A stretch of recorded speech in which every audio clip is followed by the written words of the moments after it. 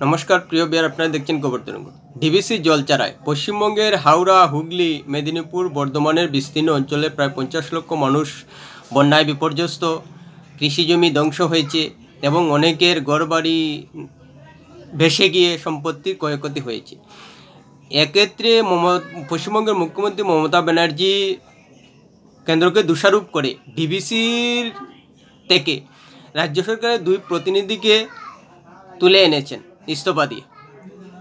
প্রিয় বিয়ার, ভিডিওটি ভালো লাগলে সাবস্ক্রাইব করবেন, এতে আপনার ক্ষতি হবে না। সত্য ঘটনা হলো, গত সপ্তাহে পশ্চিমবঙ্গ এবং ঝাড়খণ্ডে প্রচুর পরিমাণে বৃষ্টি হয়েছে, যার কারণে মাইথন এবং পাঞ্চেত জলাধারে প্রচুর পরিমাণে জল আটকে গিয়েছে এবং এতে 2.5 লক্ষ কিউসেক জল ছেড়ে দিয়েছে জলাধার কমিটি বা ডিবিসি কমিটি, যাতে দক্ষিণবঙ্গের বিস্তীর্ণ অঞ্চল ভেসে গেছে। আর এজন্যই মুখ্যমন্ত্রী মমতা ব্যানার্জি দোষারোপ করছেন ডিবিসিকে এবং কেন্দ্রকে। এ নিয়ে কেন্দ্রকে 2বার চিঠিও দিয়েছেন, কিন্তু কেন্দ্র প্রতি উত্তরে জানিয়েছে যে দক্ষিণবঙ্গকে বিপর্যস্ত অবস্থা থেকে বাঁচানো হয়েছে। যদি সময় মতো জল চারা না হতো তাহলে বাঁধের অবস্থা বিপন্ন হতো, এতে দক্ষিণবঙ্গ আরও বিপর্যয় অবস্থার মধ্যে পড়ত। যার কারণেই দক্ষিণবঙ্গকে বাঁচানোর জন্যই এভাবে জল চারা হয়েছে। অর্থাৎ কেন্দ্র দোষারোপের কথা নিজেদের দোষের কথা স্বীকার করছে না, বলছে যে দক্ষিণবঙ্গকে বাঁচাতে। অন্যদিকে মুখ্যমন্ত্রী মমতা ব্যানার্জি দোষারোপ করছেন যে 2.5 লক্ষ কিউসেক জল ছাড়ায় দক্ষিণবঙ্গ ভেসে গেছে। আসলে যদি সত্যিকার অর্থেই দোষারোপ করতে হয় তাহলে প্রকৃতিকে দোষারোপ করা যায়। প্রকৃতি কেন এভাবে বেশি করে বৃষ্টি দিয়ে মাইথন এবং পাঞ্চেত জলাধারে অতিরিক্ত জল সৃষ্টি করলো? যদি অতিরিক্ত জল সৃষ্টি না হতো তাহলে কিন্তু জল ছাড়ার প্রয়োজন হতো না। অন্যদিকে জলাধার থেকে যে প্রচুর পরিমাণে বিদ্যুৎ উৎপাদন হয় সেটা সত্যি, এবং বন্যা প্রচুর পরিমাণে বৃষ্টির পর নগদ যে বন্যা সৃষ্টি হয় সেটা থেকেও কিন্তু দক্ষিণবঙ্গকে বাঁচিয়েছে মাইথন এবং পাঞ্চেত জলাধার।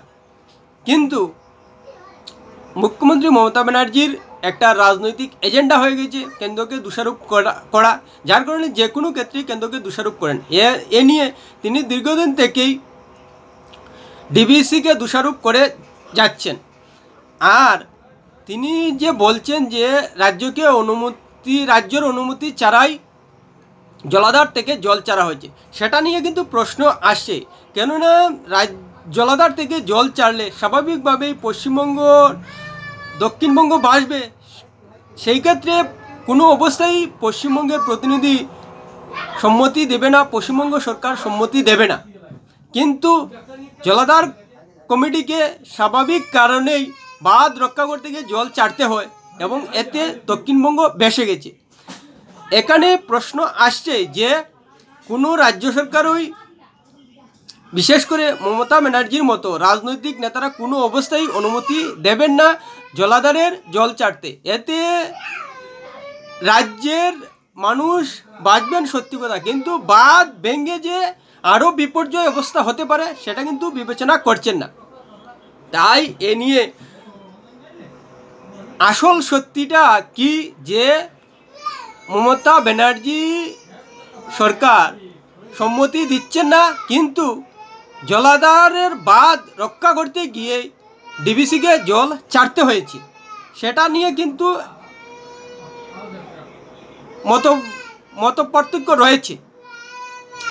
অন্যদিকে মমতা ব্যানার্জি যেভাবে দোষারোপের কথা বলছেন তা কিন্তু বাংলাদেশের রাজনৈতিক নেতা এবং বাংলাদেশের মানুষের ভাষার মতো হয়ে যাচ্ছে। অর্থাৎ বাংলাদেশে বন্যা হলে ভারতকে দোষারোপ করে। আমরা কিছুদিন আগেই দেখতে পেয়েছি যে বাংলাদেশের ফেনী অঞ্চলে বন্যা হয়েছে, এর জন্য ডম্বুর বাঁধকে দোষারোপ করা হয়েছে। অন্যদিকে তিস্তার জলাধারকেও দোষারোপ করা হয় বাংলাদেশ থেকে। এবং মুখ্যমন্ত্রী মমতা ব্যানার্জি যেভাবে মেড বন্যা বলে চালিয়ে দিচ্ছেন, সেই শব্দটাও কিন্তু পরবর্তীতে বাংলাদেশ তুলে নিতে পারে, যেহেতু বর্তমানে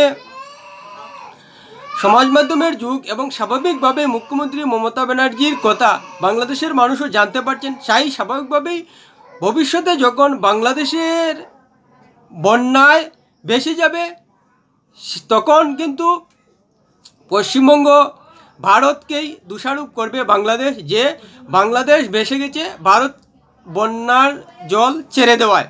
অর্থাৎ মেড শব্দ উচ্চারণ করতেও পারে, যেহেতু মুখ্যমন্ত্রী মমতা ব্যানার্জি বারবার মেড শব্দটা বলছেন। কিন্তু মুখ্যমন্ত্রী মমতা ব্যানার্জিকে খেয়াল রাখা উচিত যে তিনি একটা প্রতিবেশী দেশের সীমান্ত রাজ্যের মুখ্যমন্ত্রী। স্বাভাবিকভাবেই বন্যার ক্ষেত্রে বাংলাদেশের উপর যেহেতু পশ্চিমবঙ্গের জল প্রভাব পেলে সেটা খেয়াল রাখা উচিত। যেহেতু উজানের অঞ্চল থেকে নিম্ন অঞ্চল ভেসে যায়, যেভাবে ঝাড়খণ্ড থেকে ডিবিসি জল চারায় দক্ষিণবঙ্গের নিম্ন অঞ্চল ভেসে গেছে, তেমনি পশ্চিমবঙ্গের জল চারায় বাংলাদেশ ভেসে যায় এবং সেটা চিরাচরিত, অর্থাৎ এটার কোনো দিন বদল হবে না। ভৌগোলিক অবস্থানের কারণেই ঝাড়খণ্ডের জল পশ্চিমবঙ্গে আসে এবং পশ্চিমবঙ্গের জল বাংলাদেশে যায়।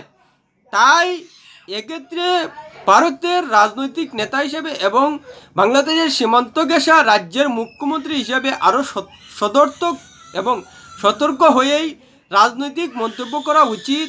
এমনভাবে মন্তব্য করা উচিত নয় যাতে কেন্দ্র সরকারকে দোষারোপ করতে গিয়ে বাংলাদেশের হাতে অস্ত্র তুলে দিয়ে দেওয়া হয়ে যায়। প্রিয় ভিউয়ার, ভিডিওটি ভালো লাগলে লাইক শেয়ার কমেন্ট করবেন।